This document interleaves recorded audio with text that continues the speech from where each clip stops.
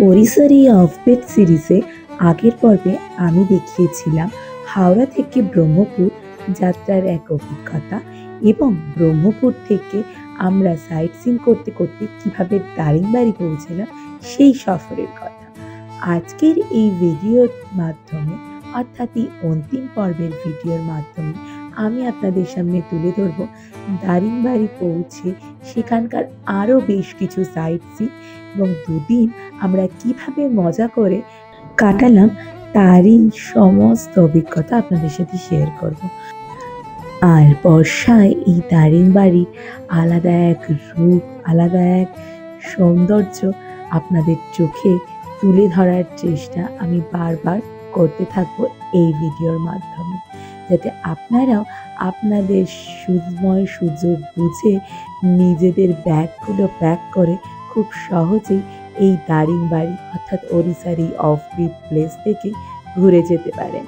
আমি এই পর্বের ডেসক্রিপশন বক্সে আগের পর্বের অর্থাৎ প্রথম পর্বের দারিংবাড়ি ভ্রমণের যে লিঙ্কটি আছে সেটি দিয়ে রাখবো। অনুরোধ রইল আপনারা এপিসোড অনুযায়ী যদি এই দারিংবাড়ি ট্যুরটি ফলো করেন তাহলে খুব সহজেই আপনি ঘুরে যেতে পারেন ওড়িশার এই মনোমুগ্ধ করা অফবিট দারিংবাড়ি থেকে। তাহলে কথা না বাড়িয়ে শুরু করে দিই আজকের পর্বের ভিডিওটি।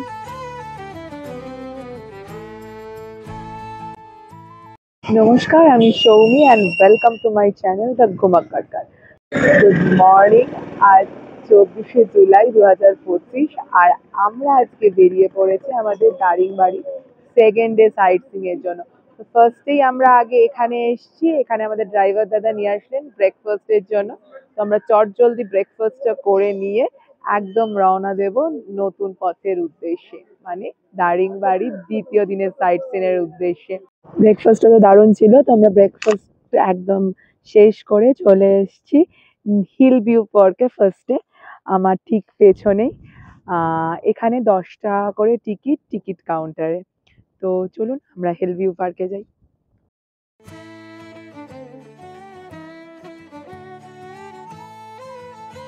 এখন আমরা টিকিট কেটে ঢুকে পড়েছি হিল ভিউ পার্কে।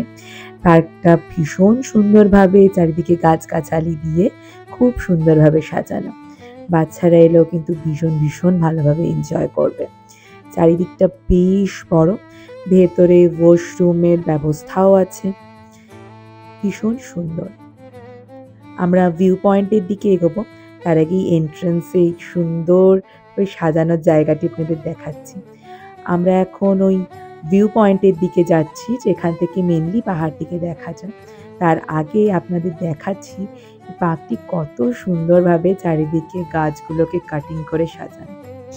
এখন আমরা ওয়াচ টাওয়ারের কাছে যাব, যেই ওয়াচ টাওয়ার থেকে এই দারিংবাড়ির চারিপাশের পাহাড়ের রেঞ্জগুলো খুব সুন্দরভাবে দেখা যায়। তো সেখানে গিয়েও দেখাবো। ওই যে সামনে দেখা যাচ্ছে ওয়াচ টাওয়ারটা, আমরা ওখানেই উঠে যাব আর আপনাদেরও দেখাবো যে কত সুন্দর লাগছে চারিপাশটা। এই যে অলরেডি আমরা ওয়াচ টাওয়ারের উপরে চলে এসেছি, কি সুন্দর গ্লাস ব্রিজ টাইপ একটা ফিলিংস আসছে। তো এই দেখুন চারপাশটা কি সুন্দর। আমি ফার্স্টে পার্কের দিকটা আপনাদের দেখাচ্ছি, আর এই দেখুন কি সুন্দর পাহাড়ের রেঞ্জগুলো দেখা যাচ্ছে। আর বর্ষার চারিদিকটা পুরো নীল আর সবুজের একটা কম্বিনেশন হয়ে গেছে যেন।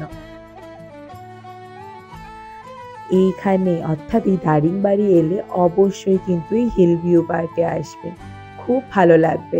এত সুন্দর একটা ভিউ দেখতে পাবেন, ভালো তো লাগবেই।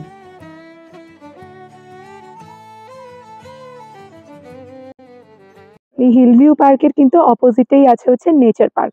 নেচার পার্কে 15 টাকা পার পার্সন টিকিট। তো আমি এখন নেচার পার্কে ঢুকবো। এটা হচ্ছে নেচার পার্কের গেট আর এটা হচ্ছে টিকিট কাউন্টার। তো এটা হচ্ছে নেচার পার্ক। আমরা এখন নেচার পার্কের ভেতরে। চারিদিকে এরকম সারি সারি গাছ আছে ভেতরটা। ওড়িশার ফরেস্ট ডিপার্টমেন্টের তত্ত্বাবধানে এই পার্কটি কত সুন্দরভাবে সাজানো হয়েছে তাই শুধু ভাবছি কি সুন্দর দেখুন চারিপাশটা লাগছে। বর্ষার মরশুমে যেন আরোই ভালো লাগছে। মনে হচ্ছে সত্যিকারের একটা জঙ্গল দিয়ে হেঁটে চলেছি। এখানে আদিবাসী বাড়ির মতন করে সাজানো গোছানো একটা বাড়িও তৈরি করা আছে, কিছু মডেলসও আছে। সব থেকে খারাপ লাগার বিষয়, এত সুন্দর জায়গায় এত সুন্দরভাবে ডাস্টবিন সাজানো থাকার পরেও লোকে এসে এখানে নোংরা করে। দেখুন বোতল কিভাবে ফেলে রেখেছে। তাই বারবার একটাই অনুরোধ করতে চাই, জায়গাগুলোকে পরিষ্কার পরিচ্ছন্ন রাখুন, যাতে অন্য মানুষরা এসেও এই সৌন্দর্যগুলোকে সুন্দরভাবে উপভোগ করতে পারে প্রকৃতির কোলে। তো আমরা এখন নেচার পার্ক থেকে বেরিয়ে আমাদের নেক্সট পয়েন্টের দিকে যাচ্ছি। তো চলুন আপনারাও। তো আমি এখন চলে এসেছি আমাদের নেক্সট স্পট এমু পার্কে। আমরা এখন এমু পার্কে ঢুকবো। এখানে 10 টাকা করে পার পার্সন টিকিট। আমরা এখন ইমো পার্কের ভেতরে ঢুকছি। এখানে ভেতরে ওয়াশরুম আছে, কিন্তু এখানের ওয়াশরুমগুলো ভীষণ নোংরা, সো অ্যাভয়েড করাই বেটার। এখানে এখন 5টা এমু পাখি দেখতে পাচ্ছি। ওরা আবার দাঁড়িয়ে দাঁড়িয়ে পোজও দিচ্ছে। ওই যে আর দুটো ওইখানে জল খাচ্ছে।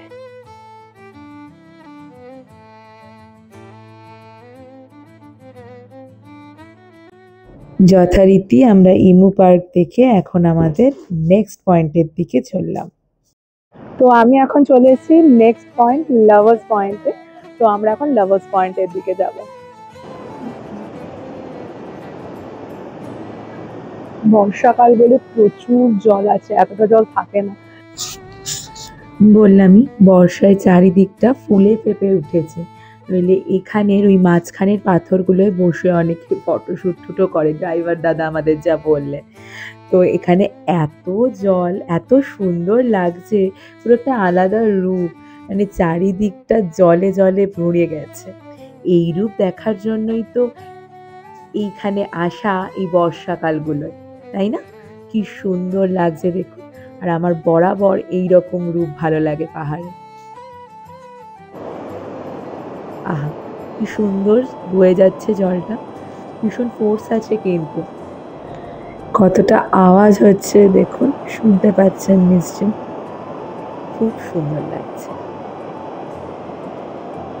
এখন আমরা ওই লাভার্স পয়েন্ট থেকে বেরিয়ে আস্তে আস্তে চলেছি আমাদের গন্তব্যের উদ্দেশ্যে। তো রাস্তার মাঝে মাঝে কিছু কিছু ভিউ পয়েন্টসে আমি দাঁড়িয়েও পড়ছি। আসলে রাস্তাটাই এত সুন্দর না, মনে হচ্ছে যেন রাস্তার ছবিই তুলে যায়।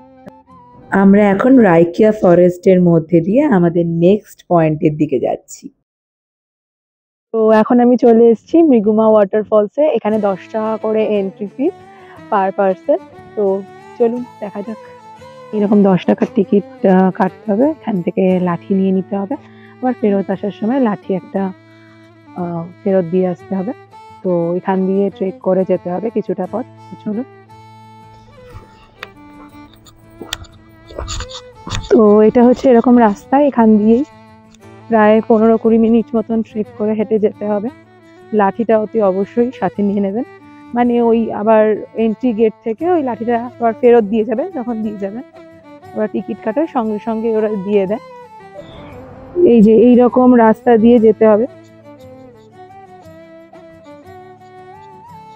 অতি অবশ্যই কিন্তু একটা জলের বোতলও ক্যারি করবেন।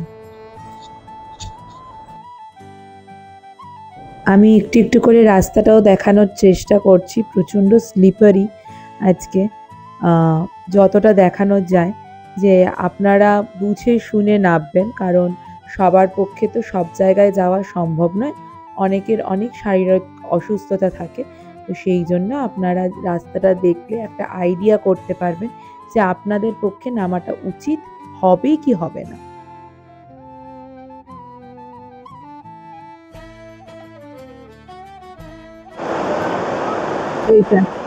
এতটা কষ্ট করে আসাও সার্থক।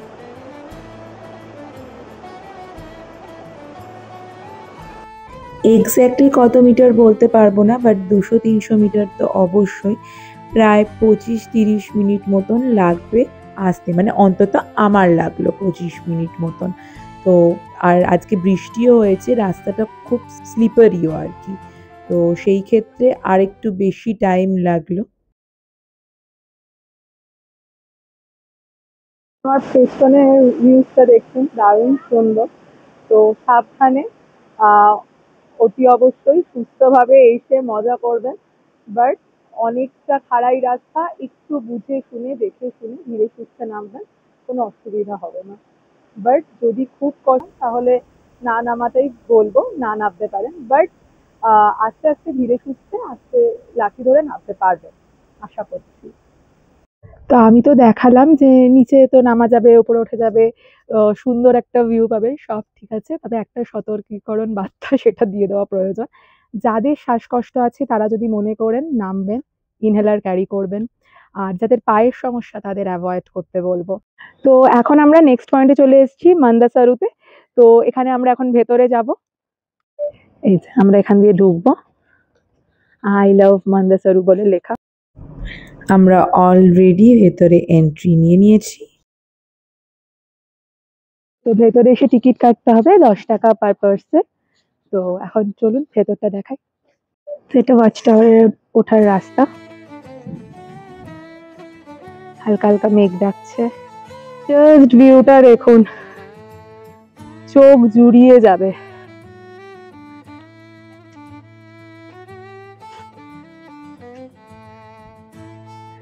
এটাই হচ্ছে ম্যাগনেটিক হিল বলা হয়। তো এখান দিয়ে কোনো হেলিকপ্টার বা প্লেন পাস হয় না।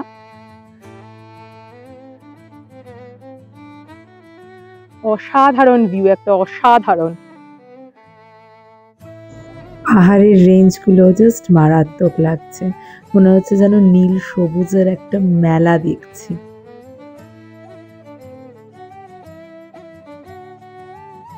তো আপনারা চাইলে এখানে মানে এই মান্দাসারুতে এসে কিন্তু থাকতেও পারেন। তো আমি যেই দাদার সাথে ঘুরছি, সত্যি দাদা, ওনাকে যদি আপনারা বলেন যে আপনারা এখানে থাকতে চান, তো সেখানে এখানের ব্যবস্থাও ওনারা করে দিতে পারে। তো এখানে চার্জেসটা একটু বেশি লাগে, যদি আপনারা চান আপনারা এখানে স্টে করতেই পারেন। তো এখানেই আমরা আজকে লাঞ্চ করব। তো লাঞ্চের জন্য আজকে আমরা চিকেন বলেছিলাম। তো এখানে আমরা আজকে লাঞ্চ করব। তো দেখা যাক লাঞ্চে কি আছে। আর ভীষণ সুন্দর জায়গা, এখানে অতি অবশ্যই আসবেন এবং ওয়াচ টাওয়ারে এসে ভিউ এনজয় করবেন। যে দেখুন এখানে থাকার জন্য যে বিভিন্ন কটেজ সমস্ত ব্যবস্থা আছে। যে আই লাভ মান্দাসারু।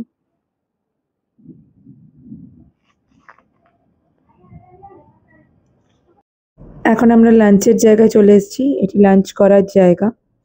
আমাদের এখানে আজকে দুপুরে সবকিছু শাল পাতায় সার্ভ করা হয়েছে, যেটা দেখে খুব ভালো লাগছে। এখানে ভাত দিয়েছে, ডাল দিয়েছে, ক্রিস্পি আলু ভাজা দিয়েছে, পাঁপড় ভাজা দিয়েছে, একটা আলু সোয়াবিনের তরকারি দিয়েছে, একটা নর্মাল আলু ভাজা দিয়েছে এবং 4 পিস চিকেন দিয়েছে। তো এখানে খেলাম আর কি কাঠের জালের রান্না, ভীষণ সুন্দর খাবার দাবার। তো আপনারা এখানে এসে অতি অবশ্যই খেতে পারেন। আমি এখন দাঁড়িয়ে আছি মান্দাসারু 360 ভিউ পয়েন্টে। জায়গাটা অসাধারণ, আমি দেখাচ্ছি। কি যে ভীষণ সুন্দর জায়গা, মানে ভীষণ সুন্দর কেন বলছি আমি জানি না কতটা বোঝাতে পারছি, এই ভিডিওর মাধ্যমে কতটা বোঝা যাচ্ছে, বাট আমি এখানে দাঁড়িয়ে জাস্ট অভিভূত হয়ে গেছি। এত সুন্দর লাগছে এই জায়গাটা থেকে, আমার যেতেই ইচ্ছা করছে না। চারিদিকটা তো সবুজ, তার মাঝখানে মেঘগুলো পাহাড়ের গায়ে ভেসে আছে, একটা অসাধারণ রূপ, তেমন রাস্তাঘাট, মানে সবকিছুর কম্বিনেশন এতটা মনোরম করে তুলেছে চারপাশের পরিবেশকে, যে মনে হচ্ছে এখানে দাঁড়িয়ে থাকি অ্যান্ড এগুলোর ছবি তুলে যাই অ্যান্ড দেখতেই থাকি। এখানে আলাদা করে সাইট সিন করবার মতন বোধহয় কোথাও নেই, এখানে প্রত্যেকটা রাস্তাই বোধহয় সাইট সিনের জায়গা। তো আমরা এখন সানসেট ভিউ পয়েন্টে আছি, একদম টপে। এখান থেকে দারুণ দেখা যায় পুরো শহরটাকে, দেখা যায় দারিংবাড়ি। তো এখন আমরা সেখানে উঠছি। এইটাকে সানসেট ভিউ পয়েন্ট বলা হয়। আজকে যেহেতু মেঘলা আর একটু বৃষ্টিও হয়েছে, তাই আমরা সানসেটটা তো দেখতে পাইনি, কিন্তু এই পাহাড়ের রেঞ্জটা এই রকম সুন্দরভাবে দেখা যাচ্ছে, এটাও একটা আলাদা রকম সৌন্দর্য। আর পুরো শহরটাকে এখান থেকে চারিপাশ দিয়ে দেখা যাচ্ছে। ভীষণ সুন্দর লাগছে, একটা মনোরম দৃশ্য তৈরি হয়েছে। সবসময় তো সবকিছু দেখতে পাওয়া যায় না, আমরা আজকে সানসেট দেখতে পাইনি বটে, কিন্তু এর সৌন্দর্যটাও কিন্তু একটা আলাদা সৌন্দর্য।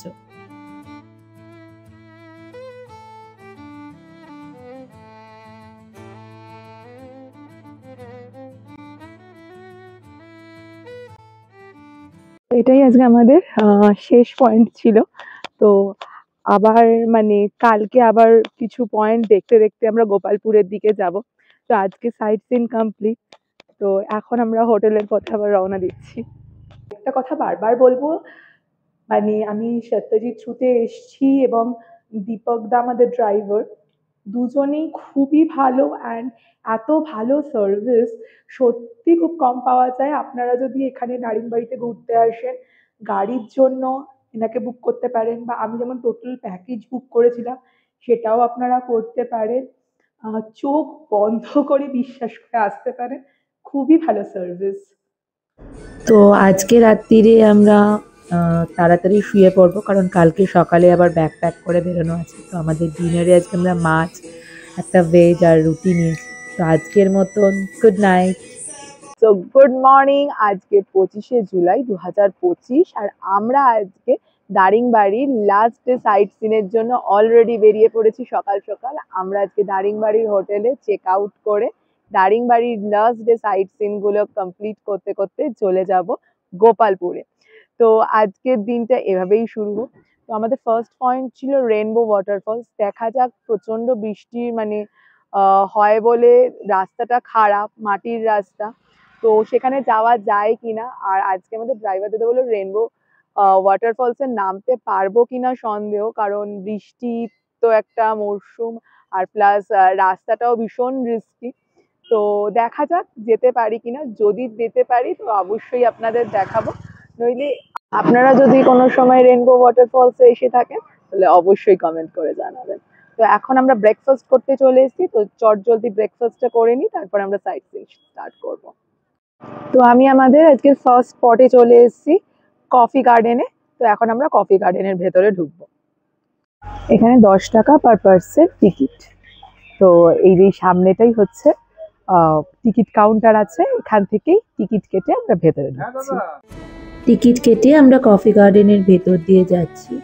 চারিদিকে এমনি গাছপালাও আছে এবং কফি প্ল্যান্ট তো আছেই। এখানে ভেতরে কিন্তু ওয়াশরুমও আছে, ভেতরে ক্যান্টিনও আছে। তো আপনারা এখানে এসে ক্যান্টিনে স্ন্যাক্সও নিতে পারেন, ওয়াশরুমও ইউজ করতে পারেন। এই কফি গার্ডেনটা কিন্তু বেশ বড়, অনেকটা এরিয়া জুড়ে।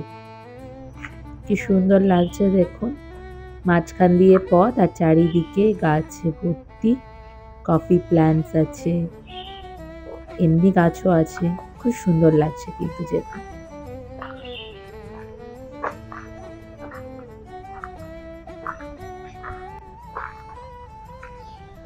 কফি গার্ডেনের বাইরে কিন্তু গোলমরিচ, কফি এগুলো কিনতে পাওয়া যায়, আপনারা চাইলে ওকে অবশ্যই কিনতে পারেন। তো আমরা আমাদের নেক্সট পয়েন্টে চলে এসেছি, এটা হচ্ছে পাইন ফরেস্ট। এখানে কোনো এন্ট্রি ফিস নেই। তো আমি আপনাদের পাইন ফরেস্টটা দেখাচ্ছি। আমাদের ড্রাইভার দাদা বললেন এখানে কিন্তু প্রচুর সিনেমারও শুটিং হয়। পাইন ফরেস্টগুলো মোটামুটি সব জায়গারই, যেই পাইন ফরেস্টগুলো আছে সেখানে মোটামুটি সিনেমার শুটিং হয়। এত সুন্দর লাগে দেখতে, খুব সুন্দর লাগে। আমার বরাবর পাইন ফরেস্ট খুব ভালো লাগে।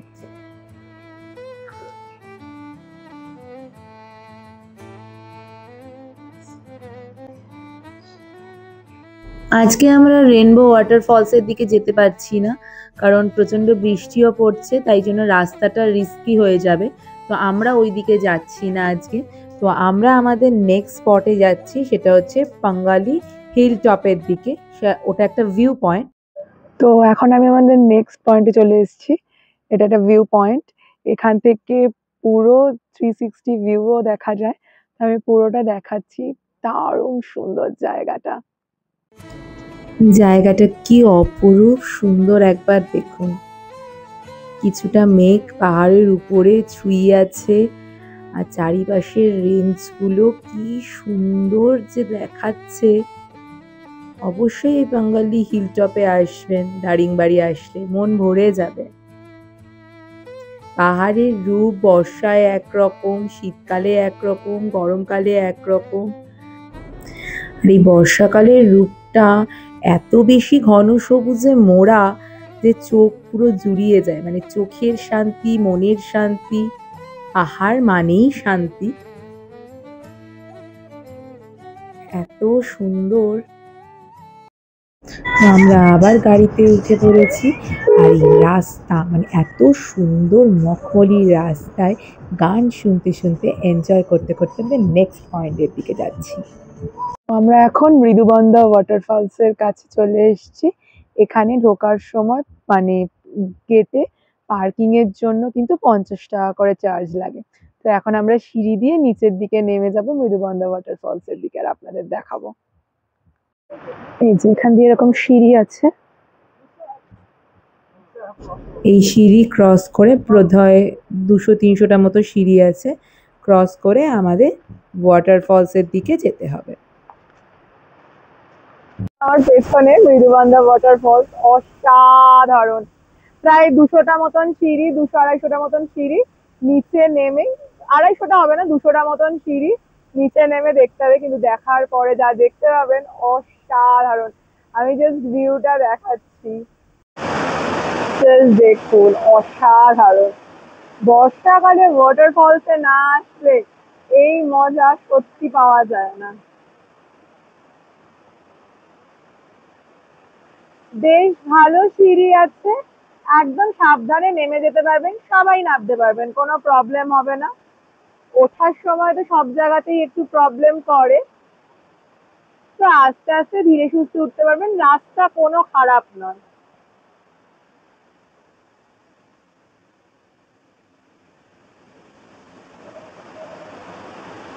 অসাধারণ, এইটুকুন এসে মন ভরে গেল। তো এখন আমি আরেকটা ভিউ পয়েন্টে চলে এসেছি। দারুণ সুন্দর, চারিদিক মেঘে মেঘে ঢেকে গেছে।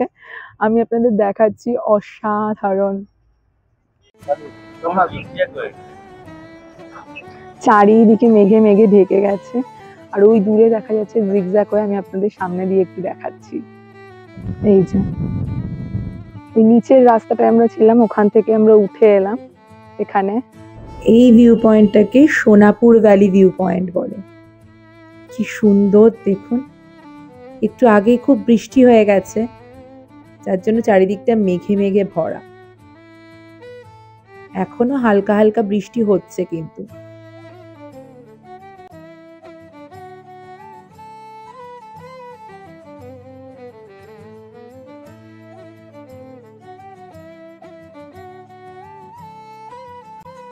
আমরা যে রাস্তাটা দিয়ে এখন যাচ্ছি, এটি ব্রাহ্মণী ফরেস্টের মধ্যে দিয়ে যাচ্ছি।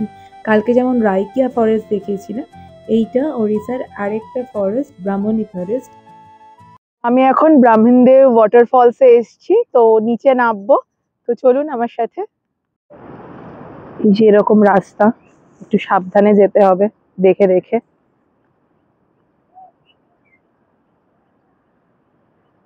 বেশি পথ যেতে হবে না, 100 মিটার মতন।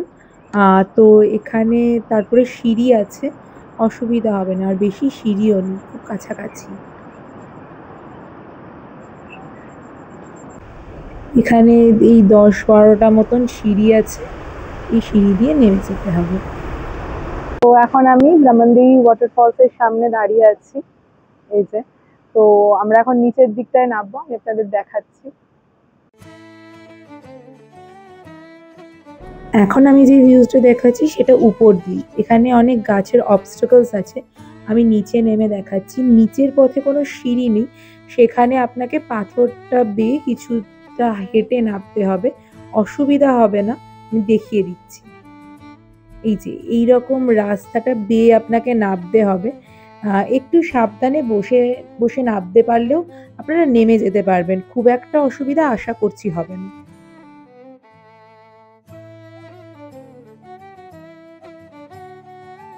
একটুখানি কষ্ট এই জন্যই করতে বললাম, কারণ আসার পরে যে ভিউটা দেখতে পারবেন সেটা আপনি কোনোদিনও ভুলবেন না।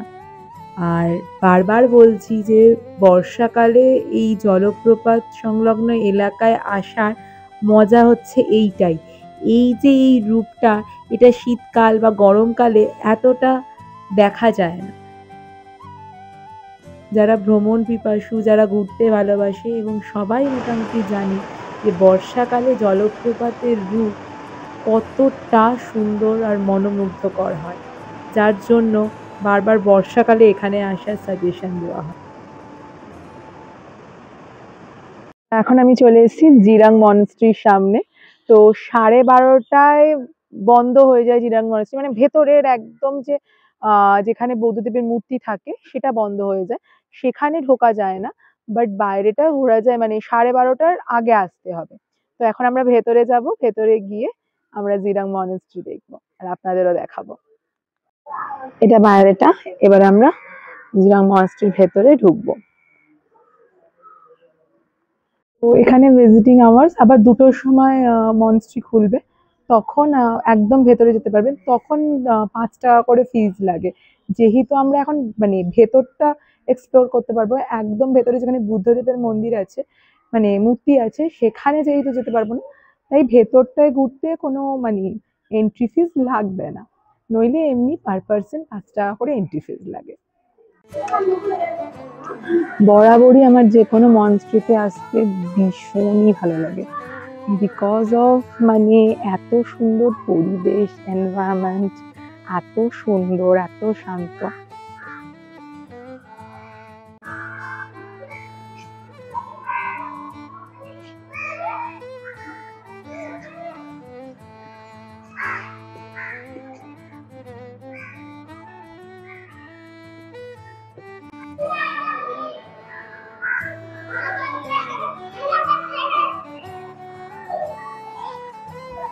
এর ভেতরেই কিন্তু তিবেতিয়ান বাচ্চাদের জন্য স্কুল আছে।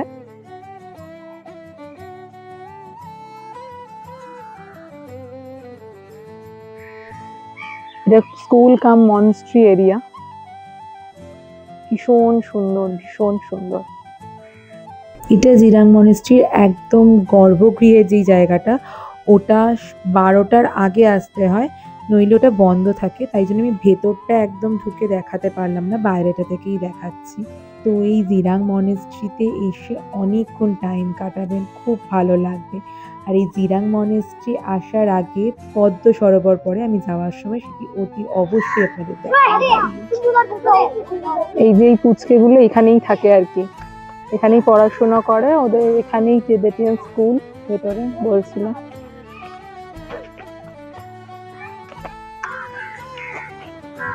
এটা মনেস্ট্রির বাইরেটা।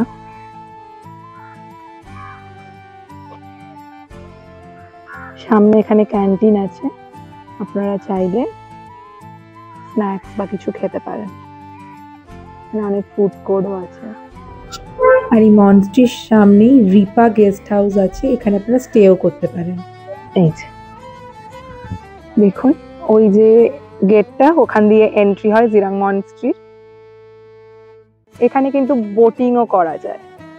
এখানে এত বেশি পদ্ম ফুল ফুটে থাকে বলে এইটাকে কিন্তু পদ্ম সরোবর বলা হয়। জায়গাটা কি ভীষণ সুন্দর আর শান্ত দেখুন। আচ্ছা, আমি আপনাদের একটু নিচে নামে কাছাকাছি থেকে দেখিয়ে দিই লেকটাকে।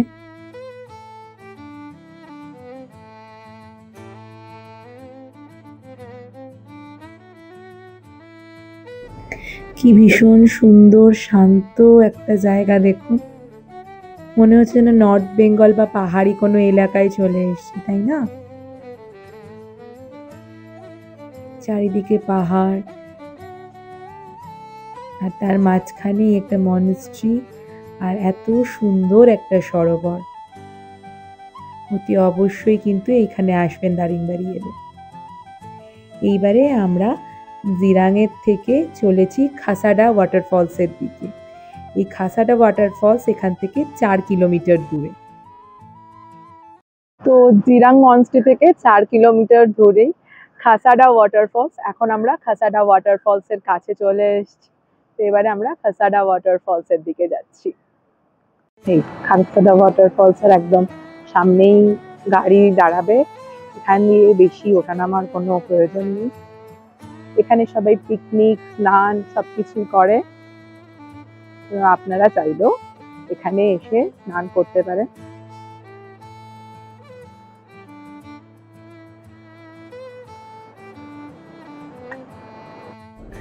ওয়াটারফলসের অনেকটাই কাছাকাছি চলে এসেছি, তর্ষার সইছে না। দূর থেকেই বেশ দারুণ সুন্দর আওয়াজ পাচ্ছি, দেখতে পাচ্ছি অল্প অল্প, দারুণ লাগছে। তাই জন্যই এত বেশি করে এক্সাইটেড কাছে যাওয়ার জন্য।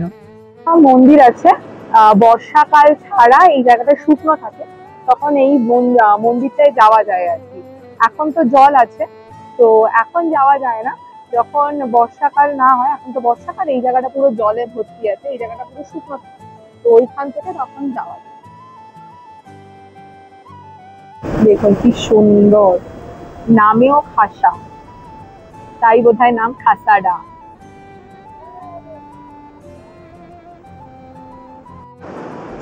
মন্দিরটায় যাওয়া যায় না বললাম বর্ষাকালে বটে, কিন্তু অনেক লোকাল মানুষ এবং অনেকেই যাচ্ছেন ওই দিকটায়, ওই জুতো খুলে নিয়ে ওই একটা মানে জলের উপর দিয়ে। তা আমরা আর গেলাম না, কিন্তু অনেকেই যাচ্ছেন আর কি। আপনারা যদি চান, আপনারা এই সময় এলে অর্থাৎ বর্ষাকালে এলে যেতেই পারেন নিজের রিস্কে, বাট আমার মনে হয় না যাওয়াটাই বেটার। আবার যেতেও পারেন, কোনো অসুবিধা নেই। এই ব্রিজের উপর দিয়ে দেখুন অনেকেই যাচ্ছে আর কি, মানে ব্রিজটা জলে ঢেকে গেছে আর কি, বর্ষাকাল না হলে এই জায়গাটা শুকনো থাকে। তো এখন আমরা কাজারা ওয়াটারফল দেখে লাঞ্চ করতে এসে গেছি। আমরা এখানে লাঞ্চ করব, তো চলুন ভেতরে যাই, লাঞ্চ করে নিই। হোটেল ডুডু ইন্টারন্যাশনাল বলে লেখা। তো এটা হচ্ছে ভেতরটা, এটা ভেতরে এসি, বাইরে আরো বসার স্পেস আছে, এখানে ওয়াশরুমও আছে। আমরা ফিশ থালি অর্ডার করেছিলাম, তো অলরেডি ফিশ থালি চলে আসছে, তো দেখাচ্ছি আপনাদের কি কি দিয়েছে।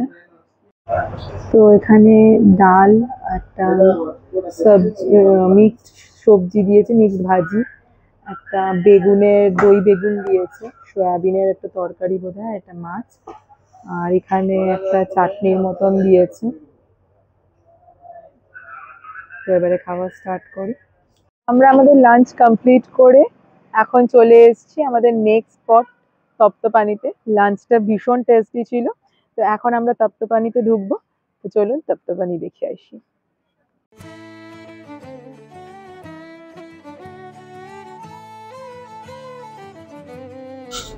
এখানে কোনো এন্ট্রি ফিস নেই। আমি এখন তপ্তপানির ভেতরের দিকে হট স্প্রিংটার দিকে যাচ্ছি, এটা রাস্তা। এখানে আলাদা করে স্নানাগারের মতনও জায়গা আছে, সেখানে আপনারা গিয়ে ড্রেস চেঞ্জ বা স্নান করতে পারেন। এই যে আমি এখান দিয়ে ঢুকছি, এর সামনেটাতেই দেখালাম যে ওখানে লেডিস এবং অন্য পাশে জেন্টসদের জামা কাপড় ছাড়ার জায়গা আছে। এটাই হচ্ছে হট স্প্রিংটা,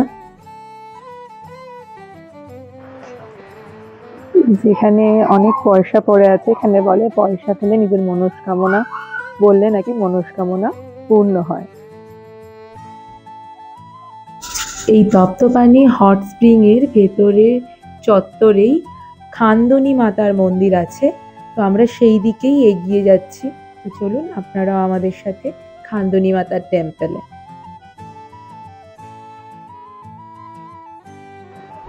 এই যে এটা খান্দনি মাতার টেম্পলের ভেতরের দিকটা, চলুন আপনাদেরকেও দেখাই মা খান্দনি মাতাকে।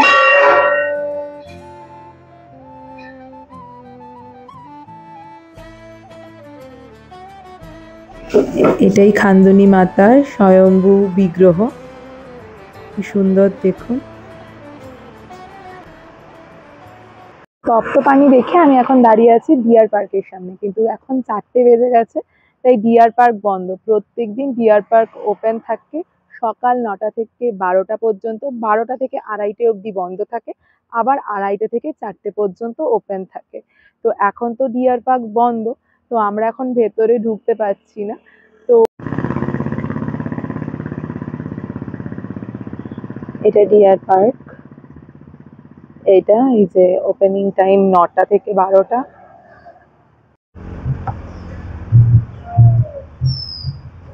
এই যে ওপেনিং টাইম এখানে লেখা আছে 9টা থেকে 12টা, ক্লোজ 12টা থেকে 2:30টে, আবার ওপেন হয় 2:30টে থেকে 4টে। তো আপনারা যদি ডিয়ার পার্ক দেখতে চান তাহলে এই টাইমিং এর মধ্যেই আসার চেষ্টা করবেন। তো আজকে আমাদের এই ডিয়ার পার্ক দিয়ে আমাদের দারিংবাড়ি যে সাইট সিন সেটা কমপ্লিট হলো। তো এখন আমরা সোজা এখান থেকে চলে যাব গোপালপুরের উদ্দেশ্যে। তো এই ভিডিওর এই পর্বটা আমি আজকে এখানেই শেষ করছি। আবার আপনাদের সাথে নতুন পর্বে দেখা হচ্ছে গোপালপুরে। তো এই ভিডিওটি যদি আপনাদের ভালো লেগে থাকে অতি অবশ্যই like, comment, share and subscribe করে আমার পাশে থাকবেন। আর সব থেকে ইম্পর্টেন্ট, ভালো থাকবেন, সুস্থ থাকবেন এবং সময় পেলেই ঘুরতে থাকবেন। নেক্সট পর্বে দেখা হচ্ছে আপনাদের সাথে গোপালপুরে। ততক্ষণ পর্যন্ত টাটা।